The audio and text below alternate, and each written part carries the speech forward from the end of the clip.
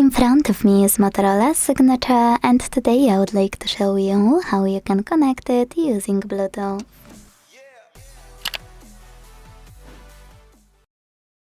Start by opening Settings and tapping on Connected Devices right away. Now select Pair New Device and wait for available ones to show. When they do, tap on the one you wanna connect to. Then select Pair in the pop-up and wait for the other device to accept your connection request or accept it manually if the other device is requesting it. As you can see, after a few seconds, my devices were successfully connected. To manage this connection, use gear icon next to paired device and check out all of those options.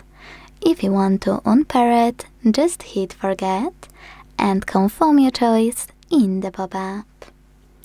Thanks so much for watching. If you enjoyed this video, leave a like, comment and subscribe.